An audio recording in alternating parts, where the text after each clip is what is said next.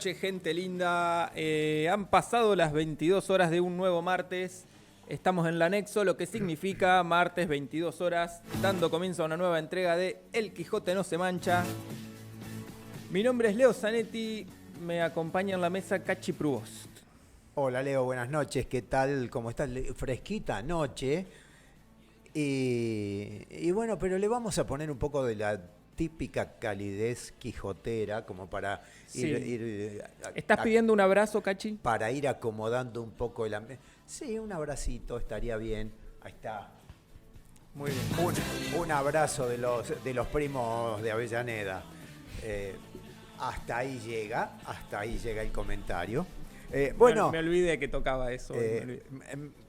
Bueno, ya está, pero vio que fue todo sencillo. Sí. Indoloro, inodoro, insípido, pecho frío, no sé qué otra cosa. Bueno, en fin, acá estamos en una nueva entrega de Quijote, como dijo Leo, y me toca el enorme placer de presentar a nuestro señor operador, musicalizador, co-conductor, el señor Ignacio Nacho Engelred. Cachi, ¿cómo estás? Muy buenas noches. Leo, ¿cómo estás? Hola, buenas noches. Bueno, dos contentos, uno un poquito más triste que los otros dos, por cuestiones lógicas del fútbol, de la pasión del folclore argentino.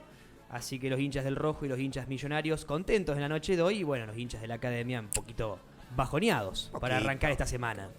Cosas que pasan, nada grave. 22:08, ¿con qué canción arrancábamos, Cachi? Con esta que se está escuchando, que no retengo el nombre, pero Es Don't Bring Me Now. Bueno, sí, pero el tema es que está invitada a ilustrar el Quijote de esta noche, en el cual vamos a hablar de gángsters, porque este tema aparece en un momento en la película Donnie Brasco. Va Johnny Depp, que es Donnie Brasco, conduciendo su auto. El tipo tiene más problemas que soluciones y se escucha esta música al palo como intentando darle un toque de evasión de toda esa problemática que está enfrentando. Bueno, Donnie Brasco es un agente infiltrado en una banda de bla, bla, bla, bla, bla, bla, bla. Vean la película, altamente recomendable. Y Perfecto. de allí viene este tema. Buenísimo. Bien. Ya. Nada, ya que mencionaste a la pasada el tema películas mafias. 3 millones. 3 millones, pero yo siempre me preveo una o dos para recomendar. Carlitos Way. Carlitos Way, como casi todo lo que hizo Al Pacino, está muy bien. Ya sé por qué recomendás Carlitos Way. ¿Por qué? Porque aparece nuestro Jorge Porcel haciendo También un papel verdaderamente deleznable, que muestra a las claras que no podía hacer otra cosa más que esas estúpidas comedias picarescas que hacía con Alberto Olmedo. Realmente muy vergonzoso lo que hace el amigo nuestro connacional, el señor Jorge Porcel. Está bien, lo tiene enfrente, en realidad nunca lo tuvo enfrente, porque si se fijan bien en esa peli, los diálogos que hay entre Carlitos y el personaje de Jorge Porcel. Sí, Sasso era una cosa. Exacto. En realidad la edición hace todo lo que puede, pero claramente nunca estuvieron frente a frente Porcel y Mirá vos, y Al no tenía Pacino. tanta data. Bueno, sí, realmente es un espanto el desaporte que hace Jorge Porcel, pero la película está muy buena. Aparte está Sean Penn también en un laburo importante. Sí, tremendo John Penn, casi reconocible, con con unos esos rulos rulos rarísimos. Sí. Y John Leguizamo también en También. uno de sus primeros papeles. Bueno, y si vamos a hablar de pelis, déjeme un poquitito. Y sí, ya que Bueno. tiré la primera piedra. Los Intocables es medio como de rigor, Sí. donde sale el personaje de Al Capone personificado por Al Pacino, y tenemos a un Elliot Ness absolutamente convincente, que es se me borró el nombre, no importa, Sí, Kevin estamos. Costner. Ajá. Y bueno, y también aparece el señor Sean Connery en el papel de el agente de policía, el ex policía. Bueno, Andy García, hay una banda de gente. Un peliculón. Y bueno, Casino con Al Pacino. Sí, después cuando Joe aparecen Pesci, De Niro, Joe Pesci. Buenos todo Muchachos. eso, Goodfellas. con Ray Liotta. Ray Mario Liotta. Sí. Bueno, ahí está Scorsese metiendo su tridente, porque es el demonio ese tipo, pero en el mejor de los sentidos. Bueno, hay tantísimo para recordar. Scarface, ahí lo tenemos de nuevo Scarface, Al Pacino. a Al Pacino con Michelle Pfeiffer, un peliculón. Pero ya esto es otro tipo de gángster, es un cubano llegado a Florida, a la parte de ahí de Miami. Bueno, es más reciente en el tiempo, década del 60, 70, por allí. Sí, la historia, digamos, no la película en sí. La historia. Claro, la película es vieja, pero la historia es... La historia es más vieja. Exactamente, pero Sí. no tanto como las historias de Al Capone. No, que nos remiten, ya lo iremos viendo en el transcurso del programa. Todo nos va a llevar a la década del 20-30 en Estados Unidos, un poquitito hacia los 40 quizás, pero siempre dentro del momento de la Gran Depresión, la así llamada Gran Depresión. Entre la Gran Depresión y la ley seca hubo como un caldo de cultivo ahí. Bueno, ¿qué otra cosa podía esperarse? Más la inmigración italiana, etc. Bueno, hicimos un bloquecito improvisado de cine, esto no estaba preparado. No, es cierto. Pero salió lindo. Salió lindo. Nos salteamos de la parte de informarle a la gente cómo comunicarse con nosotros. Bueno, pero ahora empiezan, ahora que Ahora ya dimos arranca. toda la data cinematográfica, ahora nuestro señor Ignacio Nacho Engelreder va a dar a conocer las vías de comunicación con el Quijote y con la Nexo. Claro, Cachi, porque bueno, ya pasaron 14 minutos de las 10 de la noche y te comentamos que estamos en el WhatsApp, en el 3492 20 54 67, 3492 20 54 67. Te podés comunicar, nos dejás un mensajito, una sugerencia, un comentario a través de esa línea de WhatsApp y te leemos al aire, por supuesto. También recordar de que estamos en las demás redes sociales de la radio, como ser Instagram, Facebook, Instagram y TikTok también. En las 3 redes sociales nos encontrás. También tenemos TikTok, sí. Me costó decirlo porque es algo medio nuevo de la radio. Es como que cuesta, viste, a veces incorporar las cosas nuevas que se suman, pero es importante. En breve se vienen los TikTok del Quijote también, así que una de esas cae Nico y empieza a filmar TikTok. A tiktokear. Muy bien. Sí, más vale. Así se dice, ¿no? Claro, vamos a ser TikTokers, en definitiva. Yo ¿sí? tiktokeo, tú tiktokeas y Sí, así sí, vosotros sucesivamente. tiktokeamos. Yo me toco... No. No. No. Ya tenemos el primer blooper de la noche. Esto ha sido todo por hoy. Los esperamos.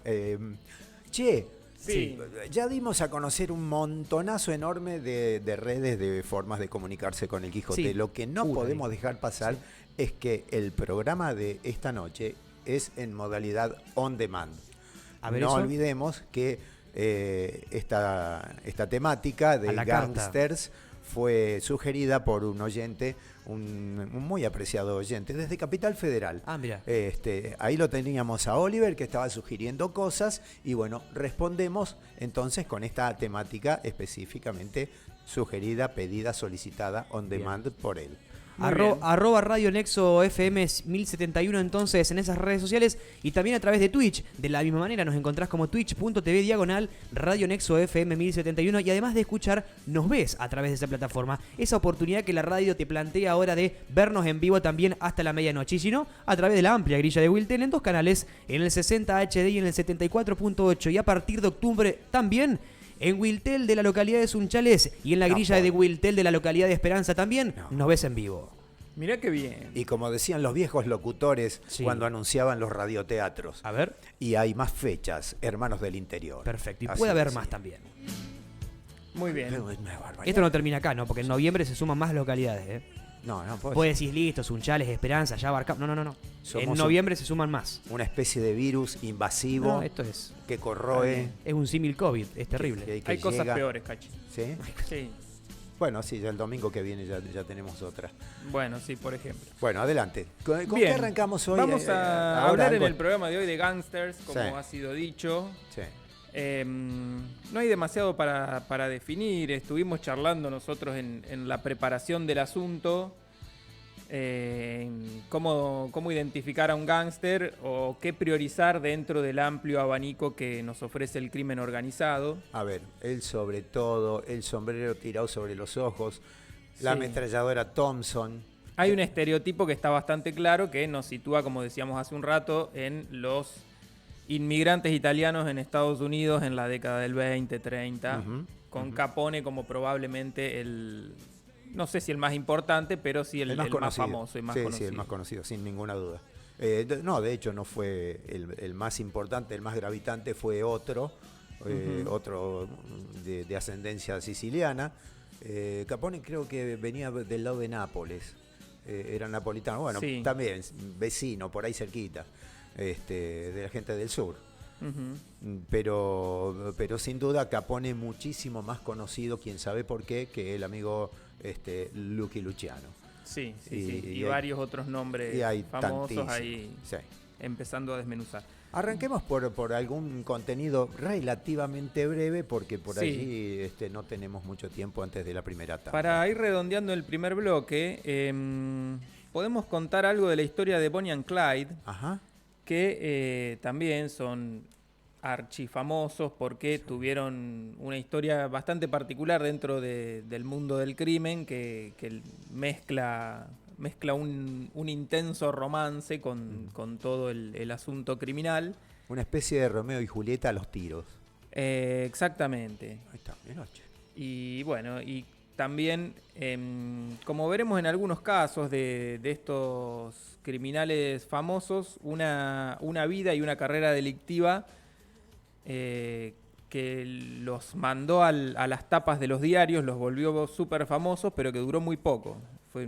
Fueron, creo que la parte intensa de los robos, los asaltos de Bonnie and Clyde hasta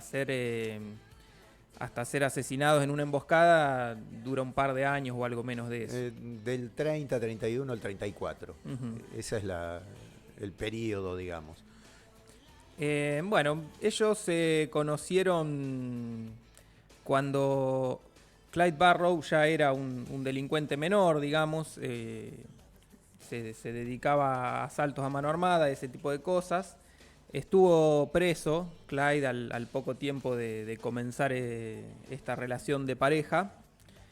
Y al salir de la cárcel formaron una banda con la cual empezaron a esto que en general eran robos ni siquiera de bancos. La mayor parte de la carrera criminal de Bonnie and Clyde fue en estaciones de servicio o comercios, llamémosle supermercados, digamos. Está bien. No fueron especialistas del robo de bancos, si bien tuvieron algún caso en ese rubro. Hasta donde he visto, la que proponía los robos a bancos, digamos, la actividad que podría llegar a ser un poco más lucrativa, era Bonnie. Ujú. No obstante, se oponía a la opinión de Clyde, que él prefería la cosa más improvisada, menos riesgosa, más de tipo express, quizás con resultados no tan lucrativos, Claro. pero también con menos riesgo, riesgo. tanto para acceder a esos magros capitales como para incluso desaparecer.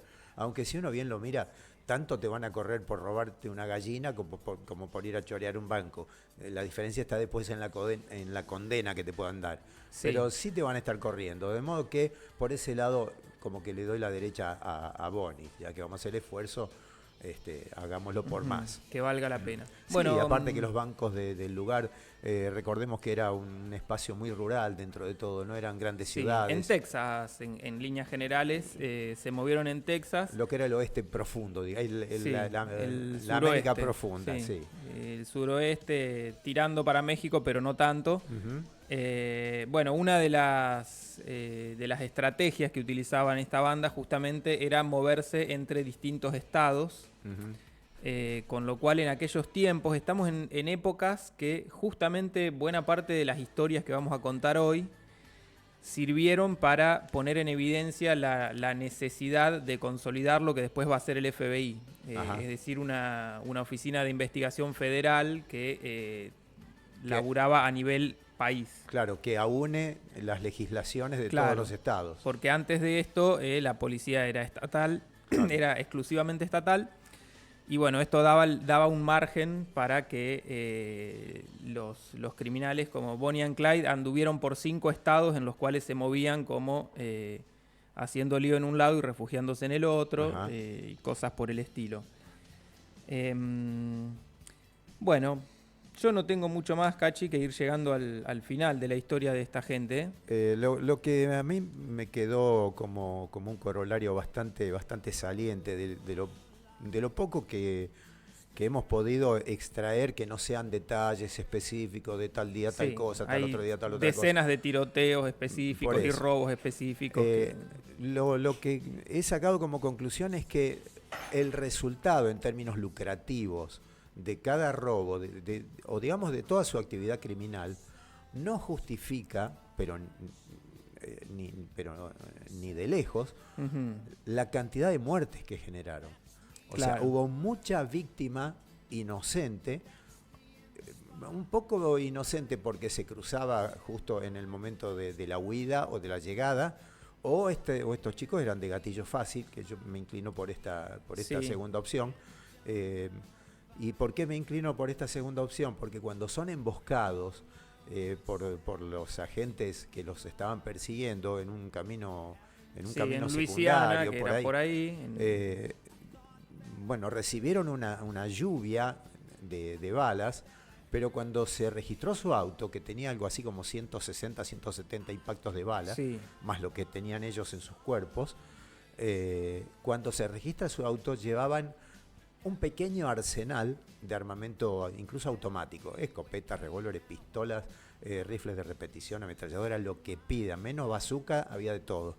Con lo cual es obvio que esta gente eran chicos de una personalidad bastante díscola y eran muy afectos a tirar del gatillo. Si bien hay un miembro de la banda que aporta como testigo que jamás la vio a Bonnie empuñar un arma que no sea para la foto.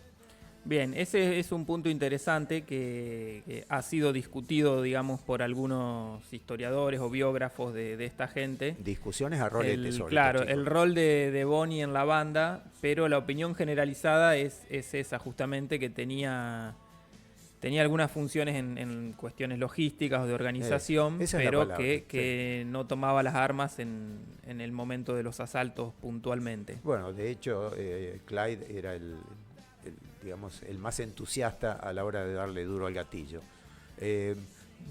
Dijimos un par de veces chicos. Digamos, está bien situarlo. Se conocieron cuando ellos tenían alrededor de 20, 21 años, ella 20, él 21, y al momento del fallecimiento, del asesinato del cual fueron lógicas víctimas, ella contaba con algo así como 24 años y él 25. Realmente, como dijiste al principio del comentario, una carrera fulgurante, una especie de estrella fugaz que llega al cenit de su visibilidad y se apaga en poco tiempo y de la peor manera. Sí, llegando al final de la historia, uno de sus secuaces de la banda, un tal Henry Matvin, en uno de estos asaltos mata a un par de policías, con lo cual, bueno, resumiendo un poco la historia, la policía llega hasta él y sabiéndose este Henry que con estos homicidios le esperaba una condena bastante larga, acepta él entregar a Bonnie and Clyde a cambio de cierta inmunidad, digamos. Negociemos. Así es como les preparan una emboscada en un camino de Luisiana, que es también por esa zona, centro-sur de Estados Unidos. Y bueno, y ahí está la secuencia que habrán visto en alguna película de las muchas que hay dando vuelta. Hay un camión aparentemente con una rueda pinchada o algo que lo induce a detenerse a Clyde que venía manejando. Era el que conducía. De hecho, trataban de robar autos bastante nuevos que en aquellos tiempos venían equipados con los primeros motores Ford V8 que corrían. Y a Clyde le gustaba apretar el fierrito y era un muy buen conductor.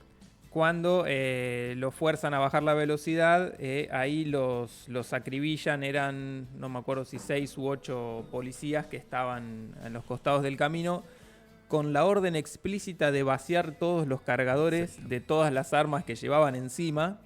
Y ahí se dan los números que comentabas hace un rato, hay 160 y pico de orificios de bala que se registraron en el vehículo, más varias decenas en los cuerpos de cada uno, lo cual también dejó luego algunos debates sobre la legalidad de este accionar policial, que no tuvo nada que ver con arriba las manos, entréguense. Claro.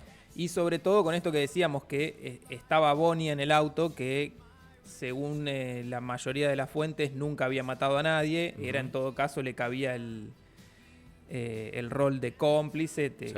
Obviamente era una delincuente, pero sin haber cometido quizás delitos tan graves, cayó igual acribillada sin chance de entregarse. Bueno, este es un tema como para el debate presidencial. ¿Hasta qué punto es accionar policial y hasta qué punto es abuso de poder y un montón de otras cosas? Claramente Clyde no iba a responder a un arriba las manos. Está bien, claro. Y Date preso, claramente, sotreta, claramente era gente que si escapaba de eso era muy probable que en días o semanas siguientes termine matando más gente en otro robo y bueno. Una cosa no justifica la otra, pero explica ciertos procedimientos.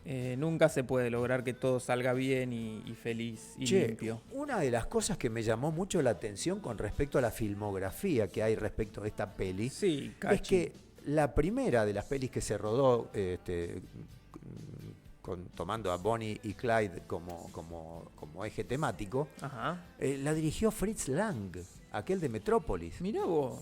Jet, Socorro, Cáspita, esas cosas que dice uno. Claro, o sea que es muy vieja. Fritz Lang, Metrópolis, una película de la década del 20, del por ahí. 20 y pico. Hasta la podrían haber ido a ver, Bonnie and Clyde. Pero el asunto es que el papel de Clyde lo hace Henry Fonda, un jovencísimo Henry Fonda, ya ahora, digamos, fallecido hace un tiempo. Sí. Pero, digamos, ¿qué nombres que saltan en función de todo esto? Y bueno, acaso la más famosa, por lo menos para mi gusto, la más famosa de todas, es la que protagonizó Warren Beatty junto a Faye Dunaway, por allá por la década del 70, una peli que dicen en su momento era la mejor película de gángsters jamás filmada. Habría que ver compararla después con lo que se vino con Casino, con Buenos Muchachos. Sí, hemos dicho que es un rubro cinematográfico que es muy profuso. Hay cientos de películas. Pero bueno, ahí hay un par de nombres que ya mueven. Y por cierto, la última protagonizada por Kevin Costner, que hace el rol del agente que lleva la investigación principal. Sí, me lo anoté en algún lado. Y los protagónicos, recontraprotagónicos, los chicos no los retengo, así que quedo en deuda con la audiencia. Frank Hammer era el oficial a cargo de la captura y de la caza de Bonnie and Clyde, que era un ex Texas Ranger, siendo los Texas Ranger como una especie de cuerpo de élite de la policía texana. Claro. Este tipo era un ex policía ya retirado que lo llamaron como para resolver este asunto. Exactamente. Bueno, Cachi. Hicimos de de todo en este primer bloque al final. Cine, Bonnie and Clyde, nos dimos un abrazo. Y quedó chanta la hora. Sí, faltó debatir ideas económicas y ya cerrábamos el bloque perfecto. Bueno, con respecto a eso lo que le puedo decir es que vamos a una tanda. Bueno, de esta manera entonces llegamos al final del primer bloque de esta 25ª edición del Quijote no se mancha, al menos en la temporada FM Nexo. Y nos vamos a ir a la música, como decíamos, de la mano del Centro de Empleados de Comercio, que como siempre nos acompaña todos los martes hasta la medianoche. Vamos a escuchar un poquito de música, vamos a escuchar en esta ocasión algo disco, porque tenemos a Bonnie M preparadito ahí para escuchar tanda y ya seguimos con más.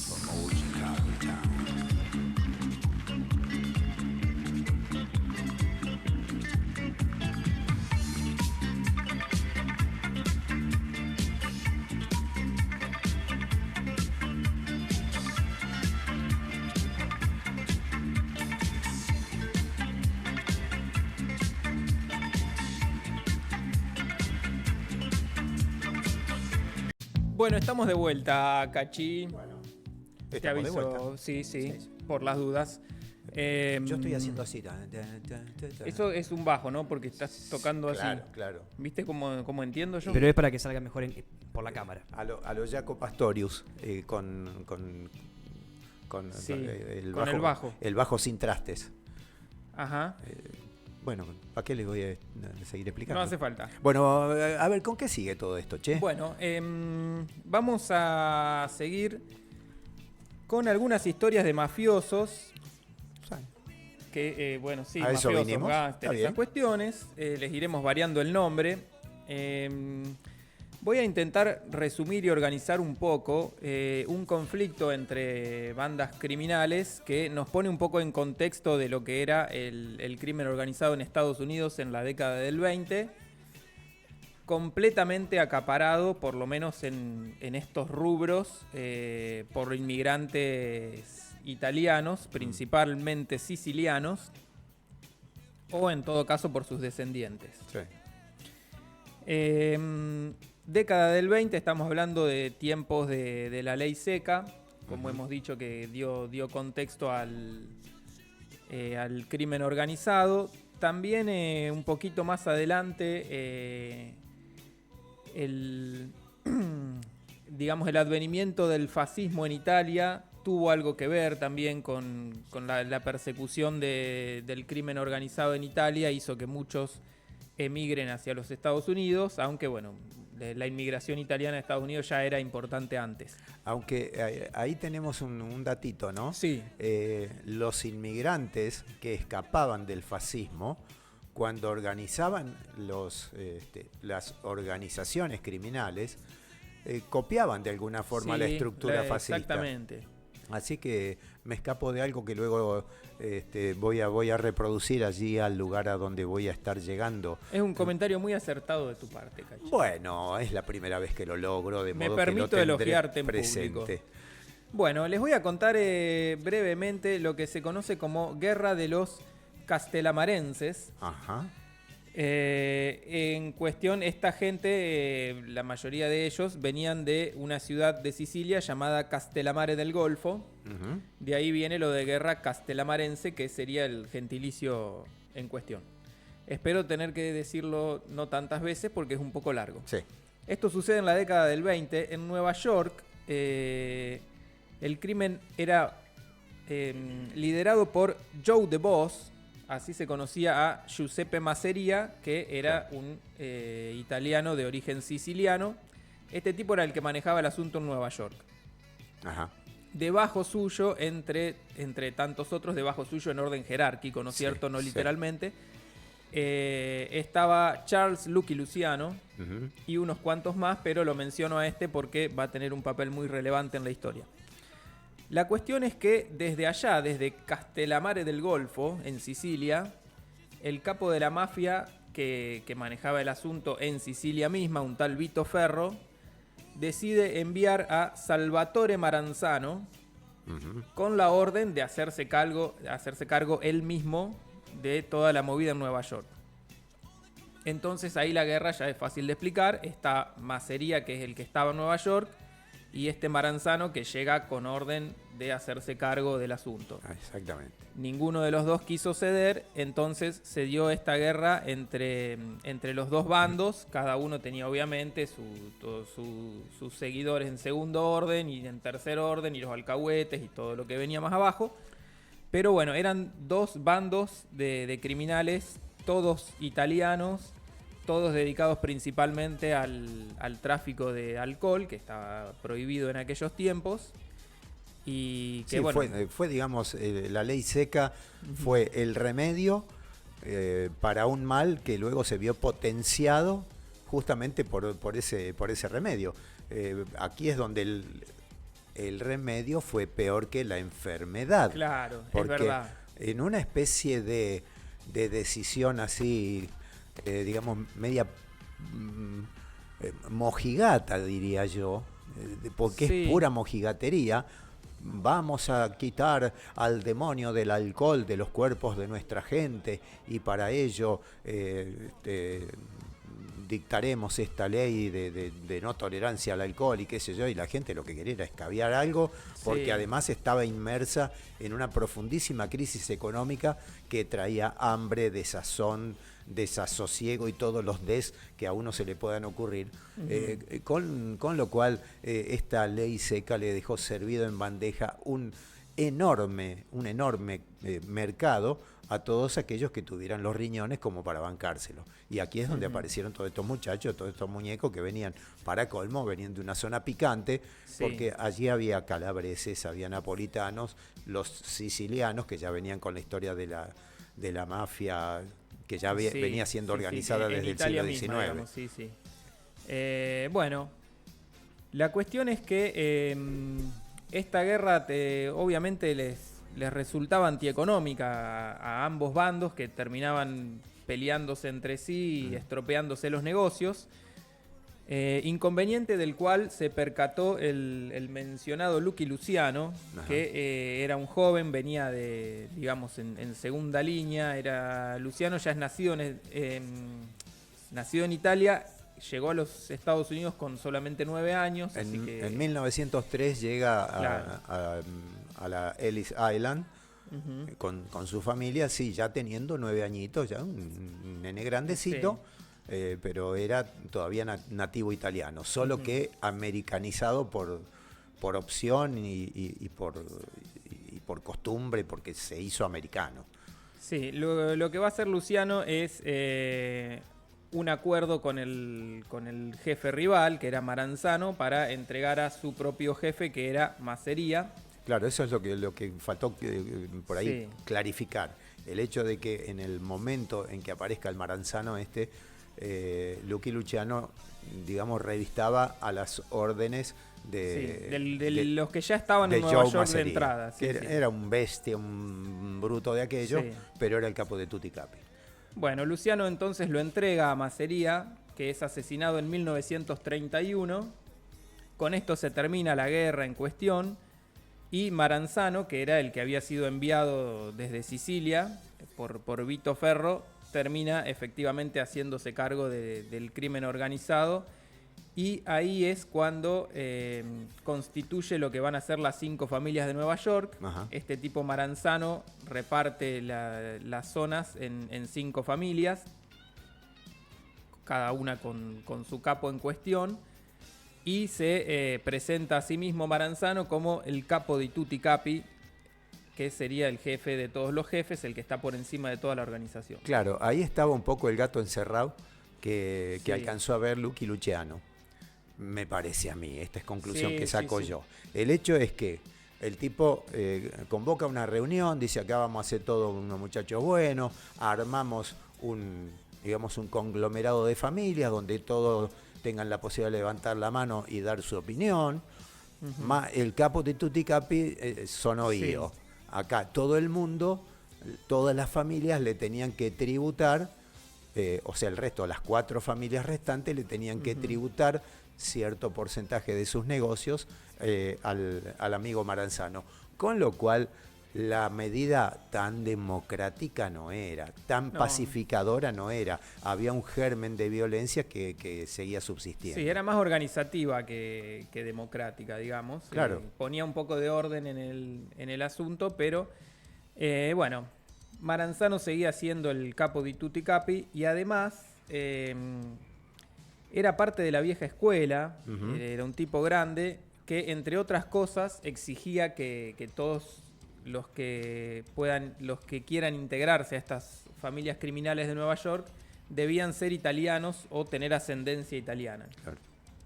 Esta y otras posturas consideradas conservadoras por los más jóvenes llevaron a un nuevo conflicto, en el cual Lucky Luciano, que era del bando más joven, era crecido en los Estados Unidos y que era partidario de flexibilizar, digamos, el negocio, de dejar de lado esas prácticas conservadoras o anticuadas. El tema es que Lucky Luciano venía con una experiencia juvenil muy fuerte, muy importante.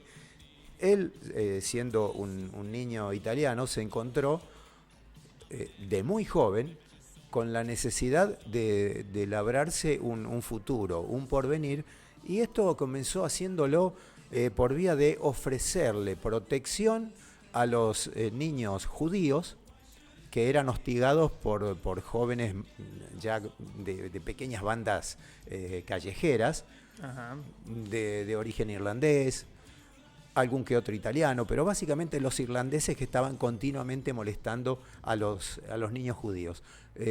Ahí es donde Lucky Luciano ve a sus 12, 13, 14 añitos una unidad de negocio.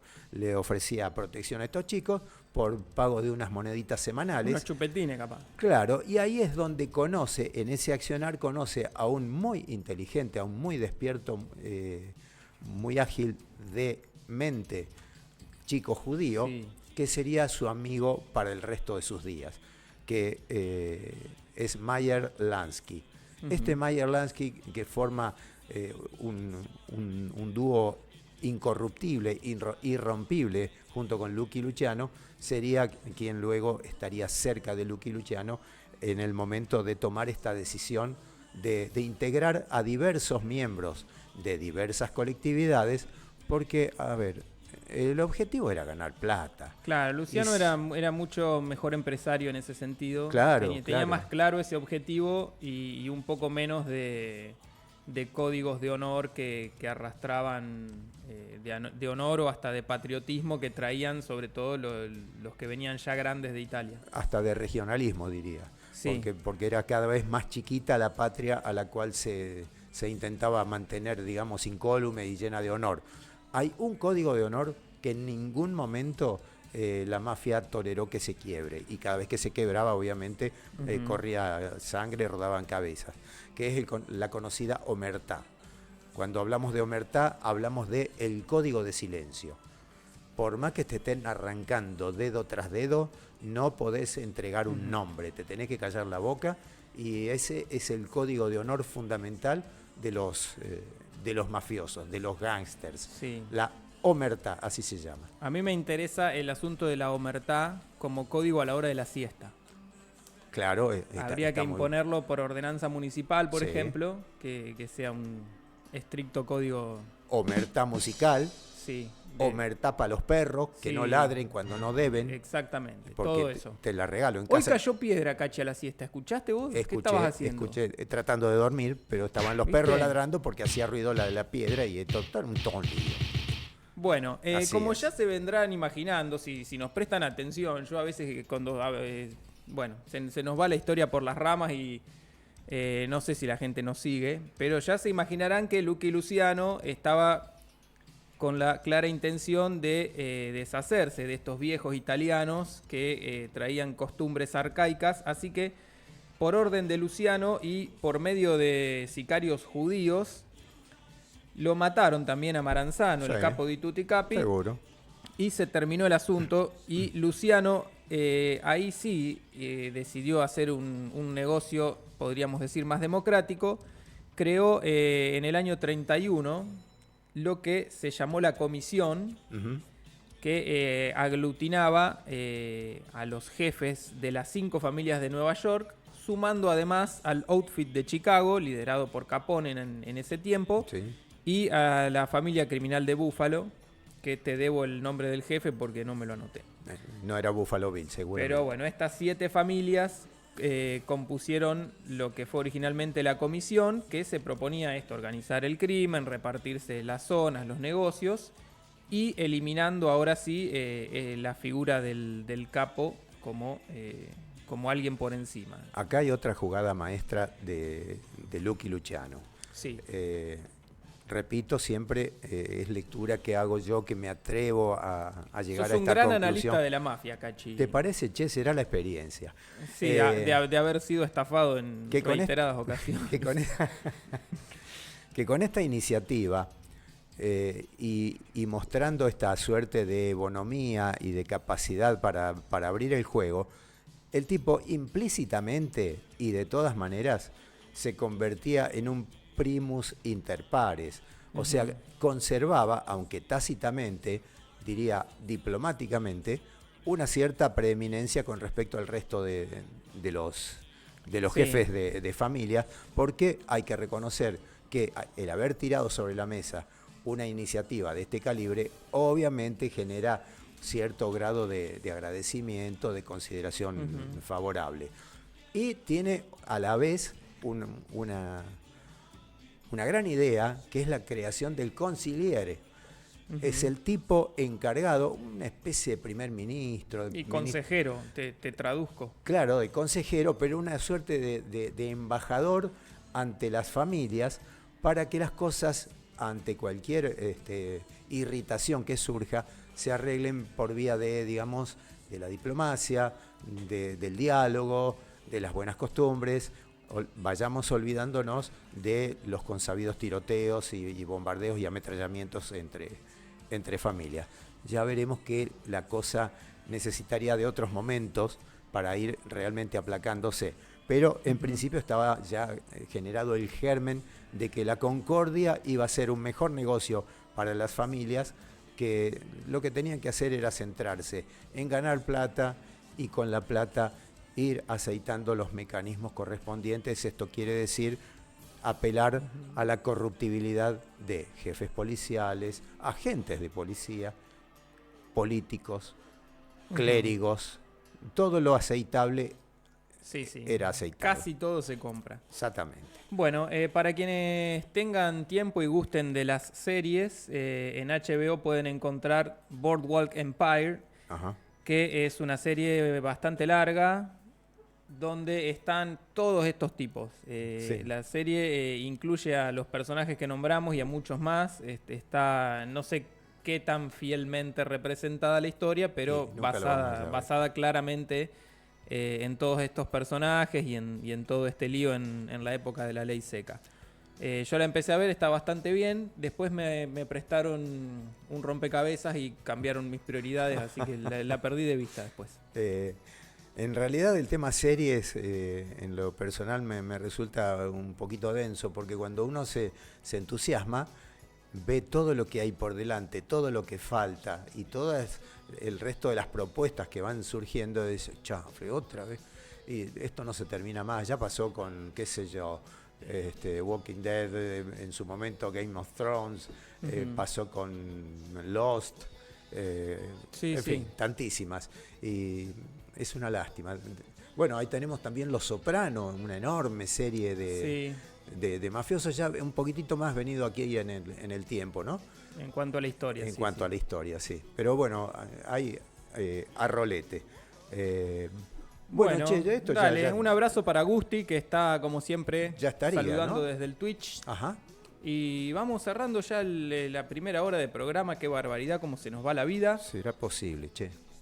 ¿Con qué, Nacho? Así querido? es, Leo. No, bueno, tenemos un poquito de música para escuchar, por supuesto, para cerrar entonces, como vos bien decías, la primera hora del programa de la mano de la gente de Tozone Energía. Vamos a presentar la canción que tenemos para cerrar este segundo bloque, que es Gangstan Paradise. Ajá. Este temazo que vamos a escuchar, por supuesto, sugerencia de Cachi. No sé si querés hacer alguna acotación con respecto a esta canción. Es sugerencia de un amigo que bien. me dijo, yo sé que esto no es de tu palo musical, pero te va a gustar. Y la verdad no es de mi palo musical, ¿Qué iba a pero no decir? solo me resultó muy radiable, sino que además está este tema que si lo buscan en redes se van a encontrar con un video muy ilustrativo y donde está ella, está Michelle Pfeiffer, con lo cual entonces no sé qué hip hopero, Sí, proto-rapero, Julio. Sí, hip hopero, podría Bueno, ser un buen término. Julio, que creo que ya ha fallecido el muchacho, ¿no? Me parece que ha tenido un mal final, pero Podríamos buscar la información para el siguiente bloque. pero bueno, ahí está. El tema me pareció bastante piola, apropiado, Perfecto. tiene un grado de dramatismo que me convenció, así que pulgarcito para arriba, che. 11 de la noche en punto en la República Argentina, 15 grados la temperatura, por lo menos en nuestra ciudad, con algunas probabilidades de chaparrones para lo que queda de esta noche de martes y la madrugada de miércoles. Música, tanda y venimos con mucho más.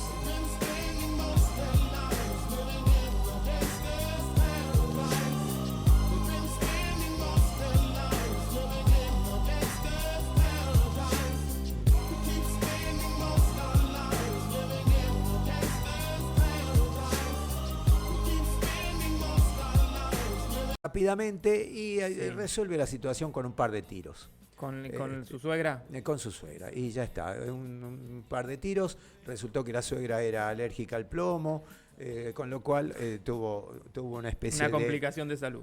tal cual. Bueno, esto hace que Rogelio Gordillo pare en cana. Está bien, pero la hija se quedó con él, la novia de 15 años, ¿o no? Porque- Rogelio fue en cana, y como Rogelio estaba en cana, la chica dijo, a ver, la vida sigue.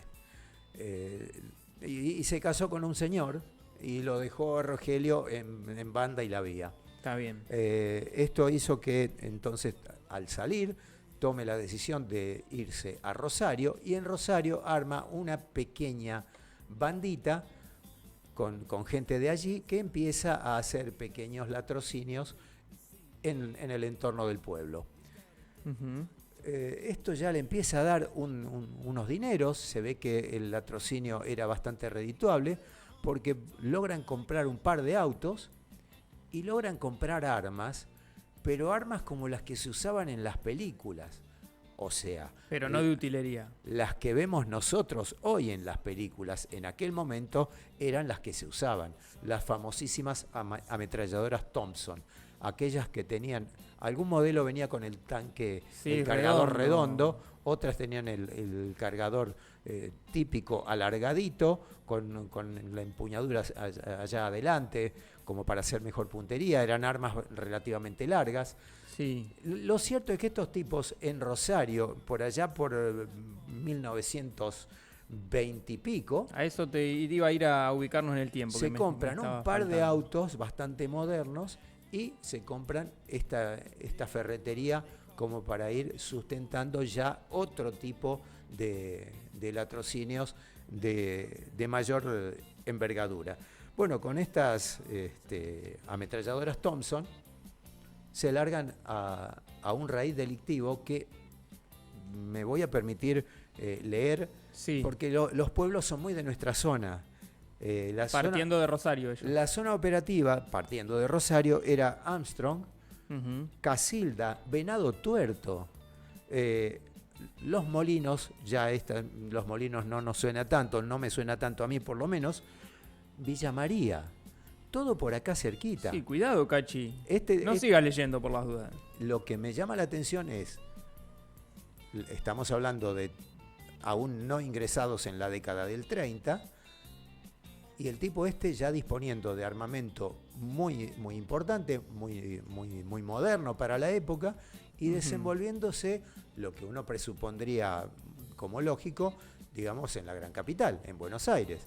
Claro. Pero no, todo por una zona en aquel momento supongo bastante rural. O sea, no sé si vos vas a esto, pero la sensación que da es como que le sobraba equipamiento para este laburo. Algo así. Era demasiado. Algo así. Era como que se habían munido de una cantidad y de una calidad de fierros innecesaria para ir a chorearse, no sé, un almacén Sabemos de que ramos robaban, generales. sí, claro. La de siempre. Acá habrían venido de Ripamonti, ponele. Por ejemplo, un almacén de ramos generales,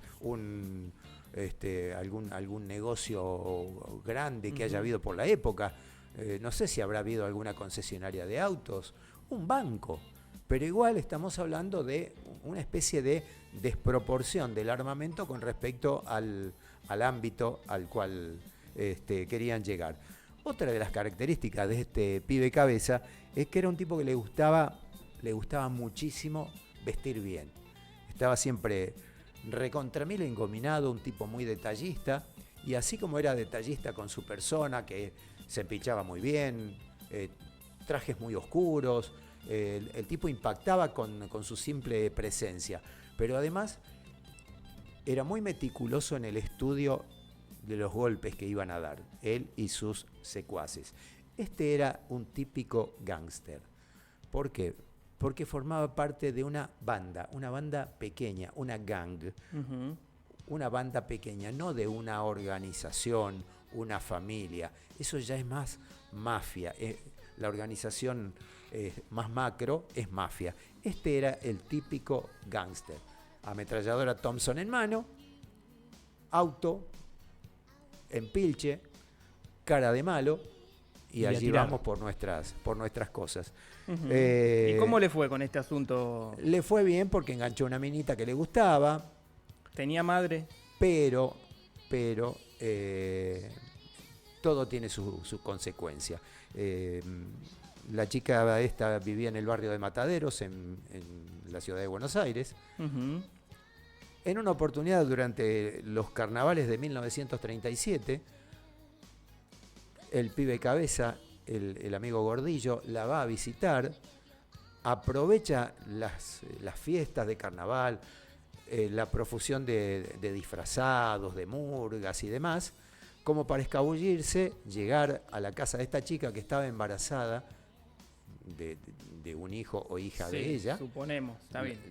Él también lo supuso, la fue a visitar, pero resulta que alguien, siempre está el Boy Corneta, alguien alertó sobre la presencia del pibe cabeza en el barrio. Y entre los disfrazados, y entre las murgas y las serpentinas y el papel picado, aparecieron un grupo de policías que, aprovechando que el tipo se sentía protegido por la multitud, cuando salió a dar una vuelta con su amada por el corso, por el carnaval, a tirar algunas bombitas y a festejar un poco, estos policías aprovecharon para desenrajarle una serie de tiros y acabar de esta manera con su vida.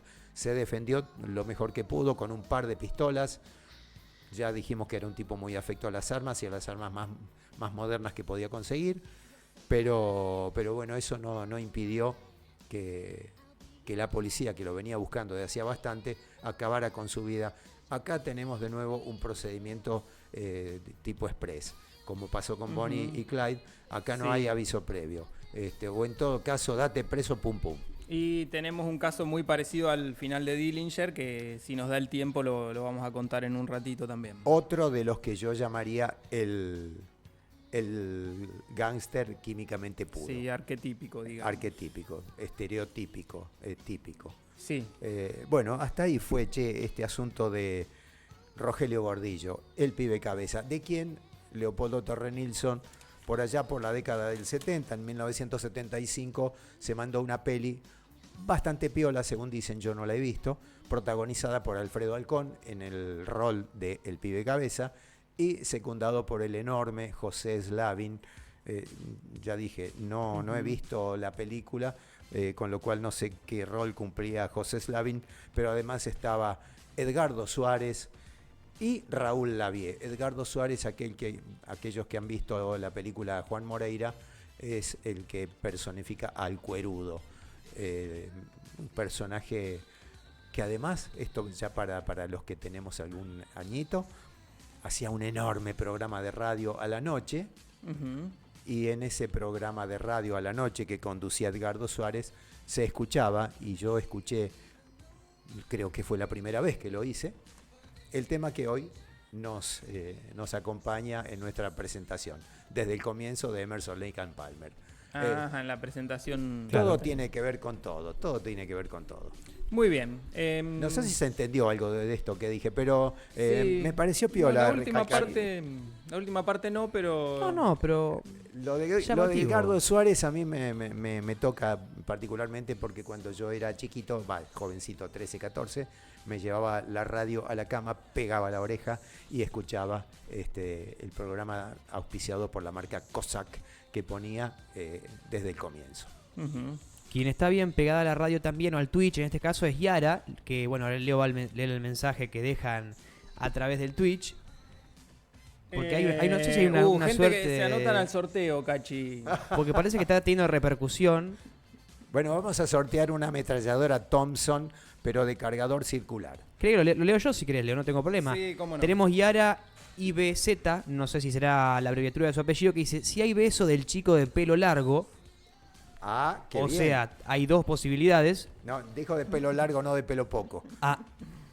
Una se descarta automáticamente. Además dijo chico. Bueno, con lo cual... pero 50 y 15, Cachi. Bueno. Me anoto el sorteo. Listo, chau. Hoy los escucho desde Santa Fe y deja una carita ahí coloradita. Muy bien. Saludos. Tenemos cada vez más oyentes en Santa Fe. ¿Es bueno o no eso? Es muy bueno. Sí, ¿por qué no? Parece que la televisión, viste, ahora que estamos en Esperanza, parece que nada. 20 kilómetros más para atrás y ya llegaron, digamos. En cualquier momento. Hubo un remanente de señal que llegó hasta Santa Fe y gente que nos escucha desde ahí también. En breve, televidentes de Rosario, de Paraná, de Chaco. Sí. Si tenemos de Buenos Aires, ¿por qué no podemos tener de Paraná, de Chaco, de Rosario? Y hay más fechas. Bueno, a ver, ¿con Muy qué bien. seguimos ahora, che? Nos queda un ratito, ya que vinimos para nuestros pagos más o menos. voy a tirar algunos datos generales sobre Pablo Escobar, para quedarnos en Sudamérica. Que bueno, cuando discutimos el concepto de gángster, lo teníamos ahí medio entre gángster y narco, que no sé si es más o menos lo mismo. Pero bueno, si uno busca a los capos del crimen más famosos de la historia, Pablo Escobar aparece en cualquier listado. Ujú. Así que algunos datos generales, porque su biografía es bastante extensa.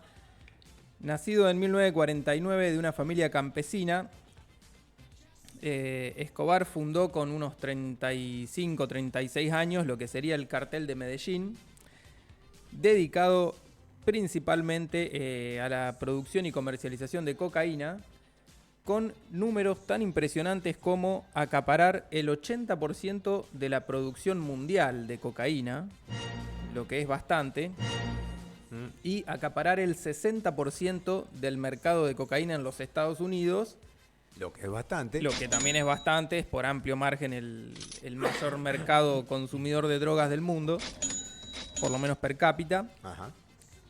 Así que bueno, de esa forma hizo su inmensa fortuna Pablo Escobar, que en la década de los 80, un poco en plan de lavar su imagen, realizó una buena cantidad de obras de caridad y obras filantrópicas, digamos, Bueno, pero con esa lo es que la- para él era un vueltito. Claro, pero esa es la típica que han hecho tantísimos. Al Capone, por ejemplo, en su momento juntó tantísima guita Ni que hablar. aprovechando entre comillas el mal momento de la ciudadanía en general con el tema de la Gran Depresión, el tipo ya para ese entonces había amasado algo así como 100 millones de dólares como Ujú. fortuna personal. Regenteaba unos cuantos comedores públicos en los cuales se encargaba de alimentar a los desempleados y a los hijos de los desempleados. O sea, tenía un montonazo y medio de gente comiendo de la mano. Pero Claro. eso es un poco una estrategia que se cae de madura. Totalmente. El típico bandido rural que le deja un poco del choreo a la gente que después le va a brindar un refugio. Eso es una especie de negociación que va de suyo. Estamos de acuerdo, Cachi. Bueno, y muy vinculado a eso viene el uso político de todos estos Claro, manejes. claro. Lo que quizás no muchos saben es que Pablo Escobar fue legislador en Colombia, Sí. llegó al Congreso en 1982 por las vías democráticas, pero bueno, con todos estos manejos turbios de fondo. Tengo un amigo futbolista que dice haberlo conocido cuando jugó en Colombia. Un amigo tuyo futbolista. Sí, que arquero y campeón del mundo. Hasta ahí. Lo conoció, Pumpido. No. No importa. Ya Bueno, que lo conoció a Pablo Escobar en Colombia. está. Claro, porque él estuvo jugando campeón del mundo con Independiente, en fin. Campeón del mundo, no de mundial de no, selección. con Está bien. Independiente. En un momento tuvo un paso exitoso, desde luego, como toda su carrera, por Colombia, y me comentó alguna vez que tuvo la oportunidad de verlo de cerca.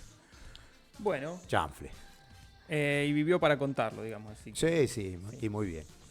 Bueno, duró poco, decía Pablo Escobar, en el Congreso de la Nación colombiana, porque apareció un tipo que es una especie de héroe en esta historia. Yo había leído un poco más sobre él, pero no da para explayarnos demasiado.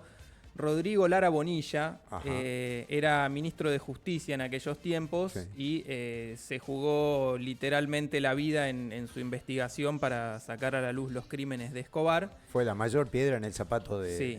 de Pablo Escobar. Sus investigaciones hicieron justamente que Escobar sea expulsado del Congreso de la Nación. Esto en el año 83. En el año 84 fue asesinado Lara Bonilla. Ujú. Por motivos que huelga explicar.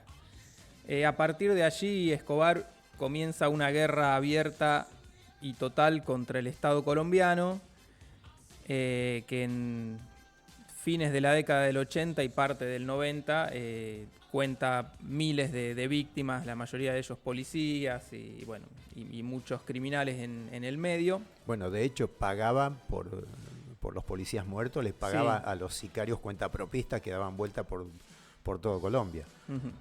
En 1991 se entrega Escobar con la condición de ser recluido en una prisión en la cárcel La Catedral, que estaba ubicada en Antioquía, que era una región que Escobar controlaba prácticamente a voluntad. Ujú. Estuvo un tiempo en esa cárcel y se fugó, y dicho entre comillas la palabra fugó porque Sí. prácticamente salió caminando por la puerta de atrás de la cárcel donde manejaba todo.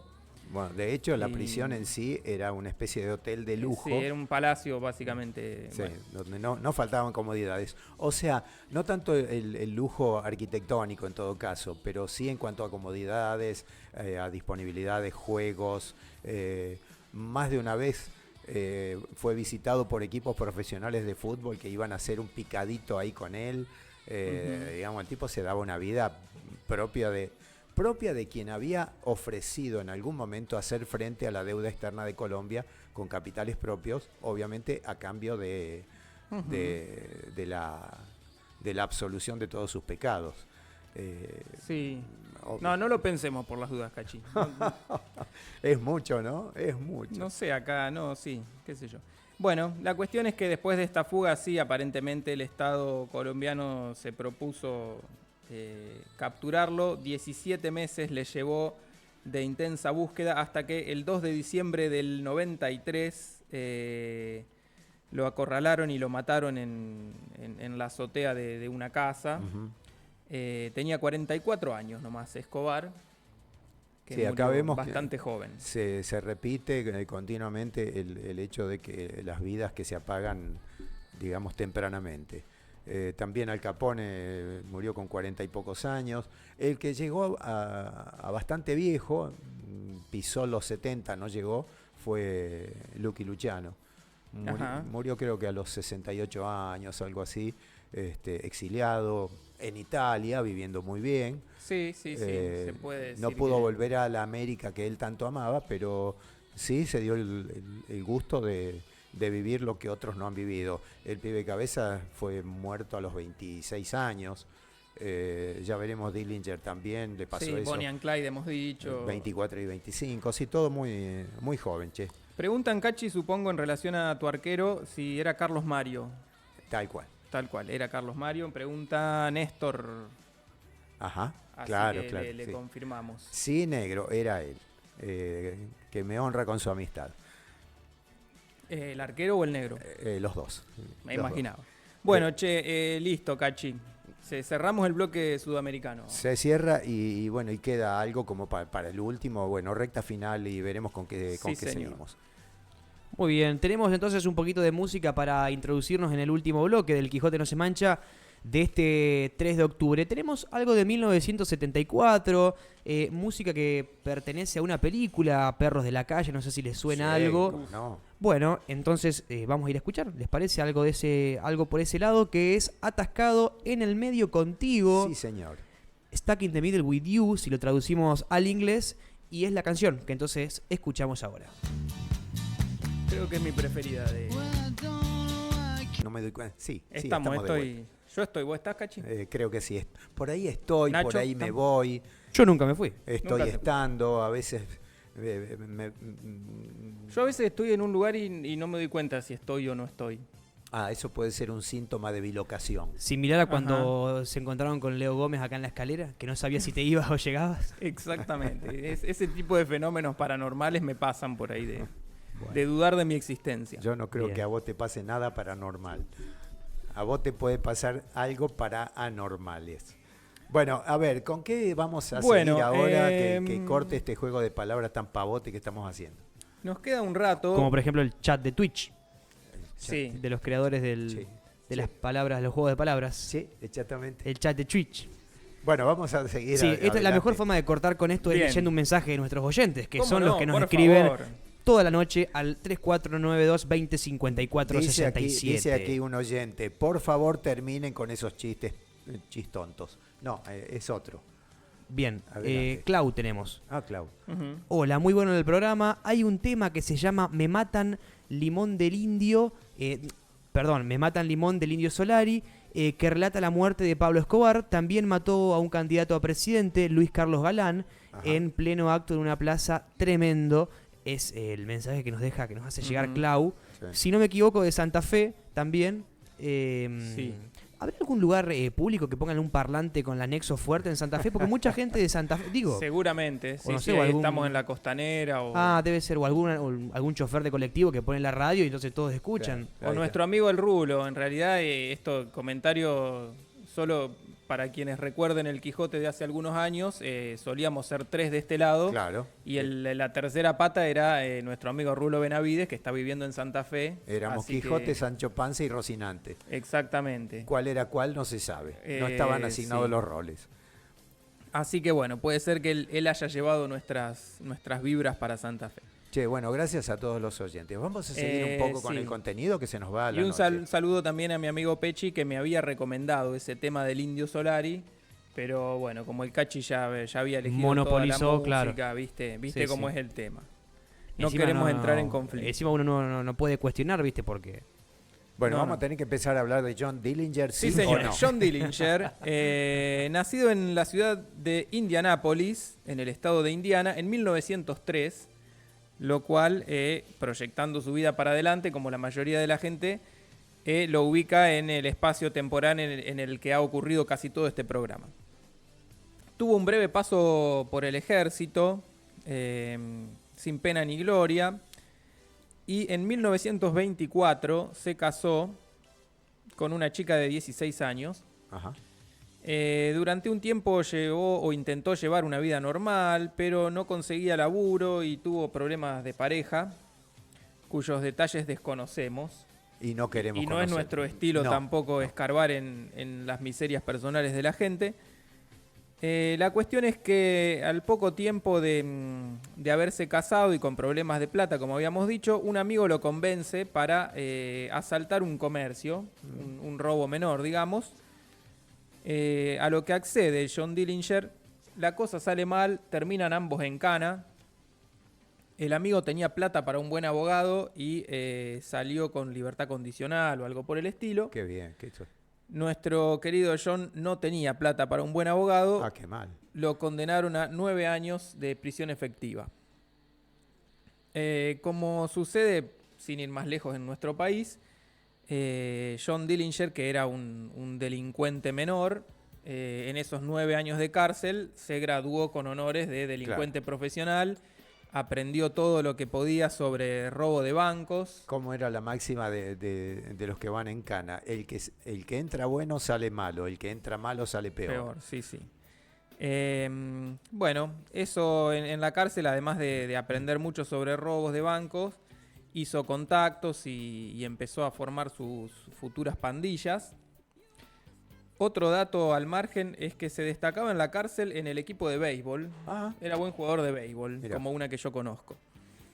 Y bueno, en 1933 cumplió 8 años y medio de los 9 de prisión pero- y salió por buena conducta. y sí. Le aparte, descontaron 6 meses, no había un zafaroni ahí porque...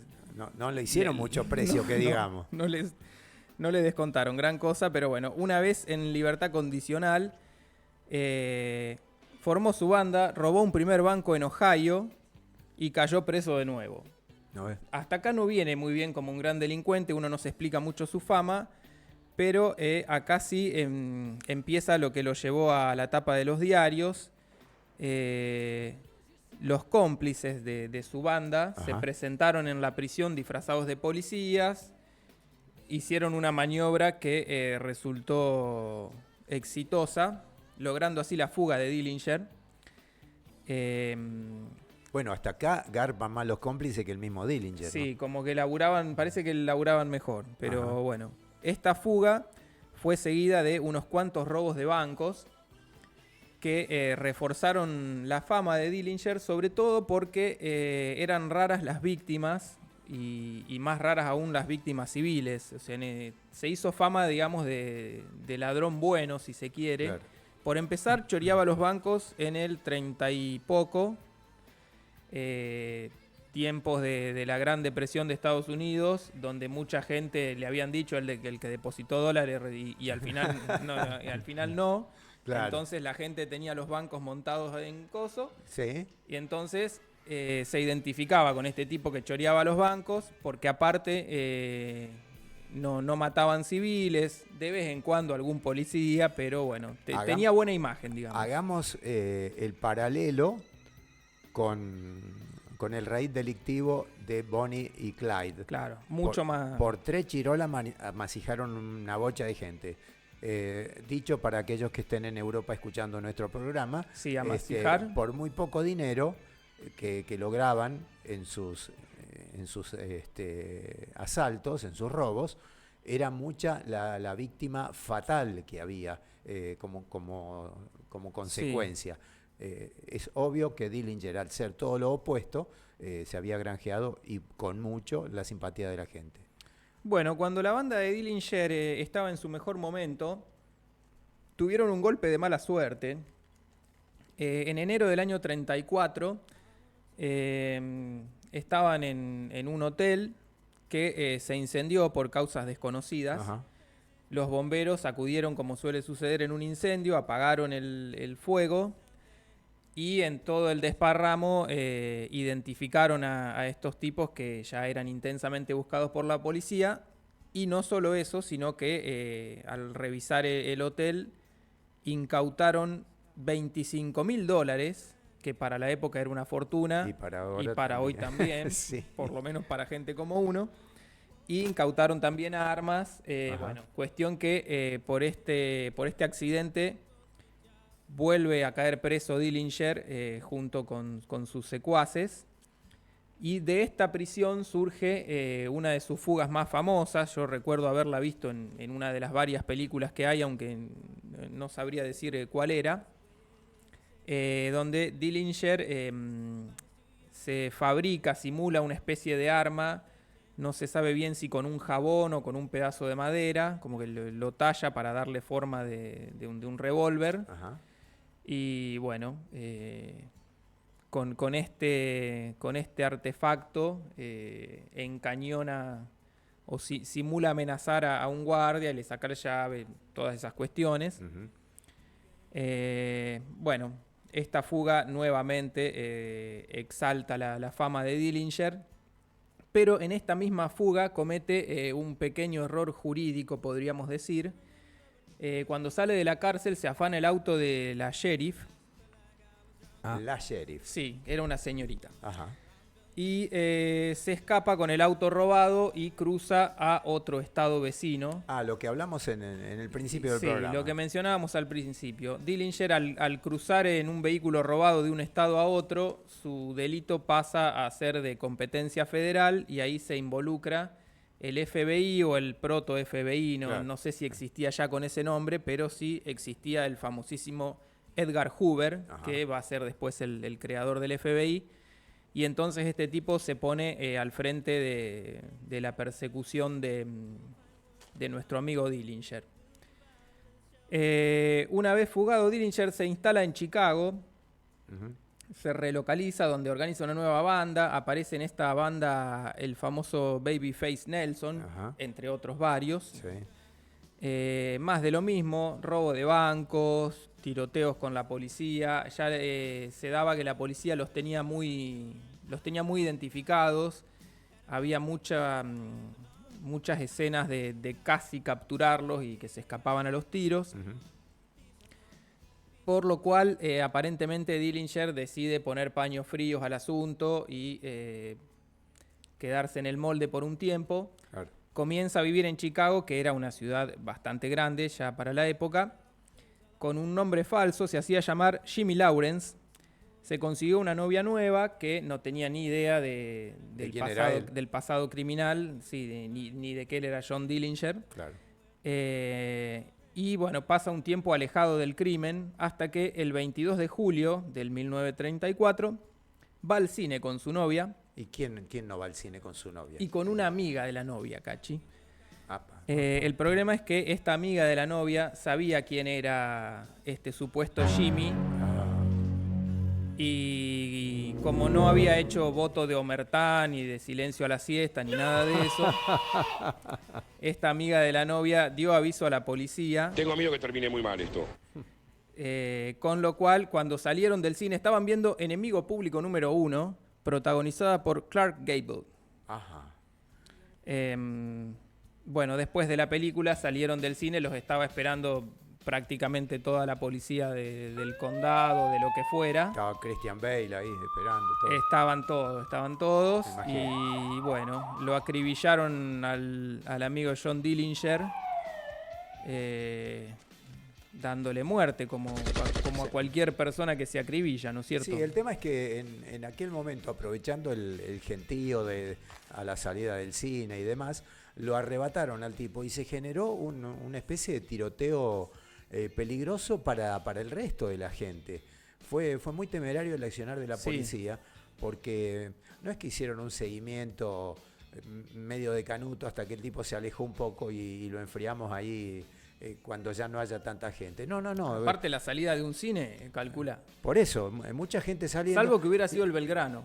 Ahí Claro. es seguro acribillar a alguien. Lo podés matar ahí dentro del cine, le pegás 2 tiros en la cabeza, total, ¿quién te ve? Nadie se entera. Nadie se entera, son 7 personas. Por lo menos 6 creo. Por lo no, sí, iba justo a decir eso, por lo menos 5, porque si no la función no se da.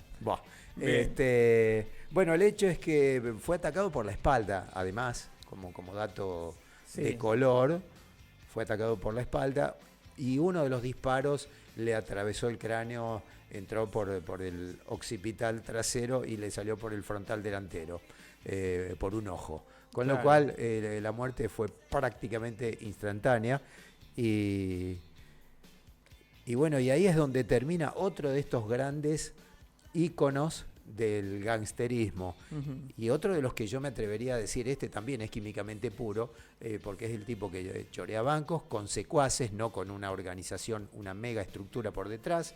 Y como ya hemos visto, todos terminan muy jóvenes. John Dillinger tenía 30, 31 por ahí. 31 añitos. Un final muy esperable. Y ya está. Para que después venga Johnny Depp hay muchas y lo películas recree. también. Sí. El John Dillinger, anoten esto por si les interesa, el John Dillinger más creíble, que da el mejor physique du rôle, porque digamos, Johnny Depp es un enorme actor, nos gusta prácticamente a todos. Sí, me gusta. Pero con respecto al aspecto físico de John Dillinger no tiene absolutamente nada que ver, pero nada. Uh-huh. En cambio hay otro que sí personificó a John Dillinger y que es, diría, un calco. Para mi gusto es un calco, el señor se llama Warren Oates, Oates se escribe. Busquen en sus redes o donde les interese buscar, el señor Warren Oates da un Dillinger pero perfecto. Y bueno, es la primera película de Dillinger que yo recuerdo haber visto. Muy bien. Ya está, con Dillinger estaríamos. Listo, Cachi, queda un ratito. Queda un ratito en el cual tenemos que hablar de este tema que es el que dio origen a la consigna de hoy. Sí, y cierto. que fue sugerido por Oliver porque nos puso como ejemplo hablar de la muerte de Oscar Natalio Ringo Bonavena, un boxeador peso pesado argentino, nacido en Buenos Aires en 1942, conspicuo, reconocidísimo hincha de Huracán, de Parque de los Patricios, club donde inició su actividad deportiva como boxeador. Uh-huh. Ahí se inicia como boxeador, obviamente amateur. Tuvo su primera oportunidad de acceder al gran público internacional representando a la Argentina en unos Juegos Olímpicos Panamericanos, enfrentando a un boxeador norteamericano. En esta pelea se lució Oscar Natalio Ringo Bonavena. Fue descalificado concretamente. No me digas, ¿qué hizo, Cachi? Le mordió una tetilla a su adversario. ¿Pero no se puede hacer eso? Desde allí se empezaron a usar corpiños en las peleas donde estaba Bonavena. Pero bueno, lo cierto es que esto le significó una suspensión por parte de la Asociación Nacional que lo nucleaba como boxeador. Y el tipo dijo, bueno, para estar acá un par de años sin hacer nada voy a perder mucho training. Se fue a Estados Unidos Y allí tuvo la oportunidad de mostrar que como boxeador también tenía mucho peso, más allá de que era un peso pesado. Se enfrentó a verdaderas leyendas del boxeo. En un par de oportunidades enfrentó a Joe Frazier, una de las némesis de Cassius Clay, de Muhammad Ali. Enfrentó también a Ron Lyle y al ya venido un poquitito a menos en el momento, Floyd Patterson. Pero bueno, con esto el tipo dejó una bastante buena imagen de lo que podía hacer arriba de un ring y hubo gente que le empezó a echar el ojo. No obstante, le restituyeron la posibilidad de volver a pelear en el país, se vino de nuevo para Argentina y en 1965 desafió al campeón argentino Goyo Peralta. Ahí se da una doble pelea, porque Goyo Peralta era recontra peronista y Ringo Bonavena era recontra radical. Entonces se dio una especie de choque de trenes. La convocatoria llenó el Luna Park con una cantidad de espectadores que no se ha vuelto a repetir, ni aun cuando ha boxeado tantísimas veces Nicolino Loche y Carlos Monzón, pero la cantidad de gente que se juntó ese día es récord hasta el día de hoy. Hay cifras que hablan de más de 25.000 personas. A mí me suena como a demasiadísimo, pero porque el Luna Park no deja de ser un estadio cerrado. Yo no he chequeado cuál es la capacidad real del Luna Park, pero es posible que haya habido gente arriba de la gente.